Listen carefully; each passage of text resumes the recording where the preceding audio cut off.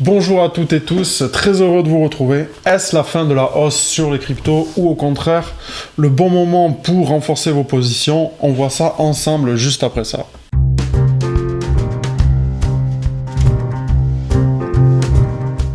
Donc en graphique weekly, on a évidemment eu cette immense tasse avec Hans que vous avez forcément remarqué.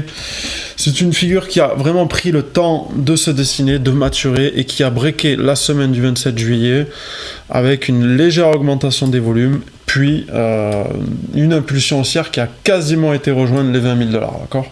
On voit d'ailleurs que les volumes ont aussi augmenté. C'est une belle figure qui a été surveillée par beaucoup d'investisseurs. J'en avais parlé dans ma précédente vidéo et ça s'est produit, donc c'est super. En tout cas, il y en aura d'autres des opportunités si le mouvement continue, je vous rassure. Donc on va passer en daily pour voir un petit peu plus ce qui s'est passé. Donc en daily, on voit évidemment cette grosse impulsion haussière qui a été forte avec peu de repli. Le RSI est resté quasiment tout du long en surchauffe, donc c'est une impulsion haussière assez violente, assez forte. Pas exceptionnelle pour le Bitcoin, mais quand même assez forte. Et depuis, on a eu cette correction qui, si on active les points pivots mensuels, on va voir que ça a été chercher tout simplement la R2 mensuelle. D'accord ? Les cours se sont arrêtés sur cette R2 mensuelle qui a été tâtonnée.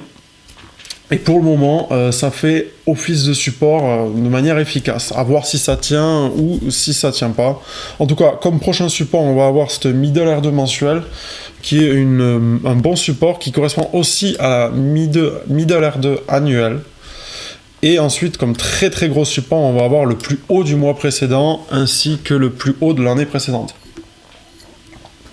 Donc là, on va avoir beaucoup d'investisseurs qui vont être prêts à acheter dans cette zone-là. C'est clair, mais dans cette zone-là aussi. Donc ça, c'est deux supports à surveiller, à voir si la R2 mensuelle suffit pour envoyer les cours vers cette grosse résistance. On va aller voir ça en 4 heures pour en savoir un petit peu plus. Donc en 4 heures, la première chose qu'on remarque, et qui n'est pas très bon signe, c'est qu'on a eu des plus hauts de plus en plus hauts, alors que sur le RSI, on a eu des plus bas de plus en plus bas. C'est une divergence baissière. D'accord ? Ça peut traduire soit un mouvement haussier pas très sain et plutôt faible, soit tout simplement à un essoufflement de mouvement. D'ailleurs, on voit que juste après, on a eu cette correction avec des volumes plus importants. Donc c'est peut tout simplement être une prise de bénéfice qui a été faite à partir de cette zone-là, de la R2 annuelle. Et voilà, pour le moment, le support de la R2 mensuelle tient.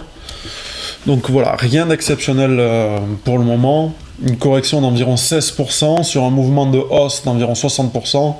Vraiment rien d'alarmant pour Bitcoin, hein, c'est clair. Donc la tendance reste haussière. Et on espère que cette correction assez forte est terminée. On va aller voir ça en graphique 30 minutes pour voir un petit peu plus de détails. Avec beaucoup de bruit de marché, évidemment.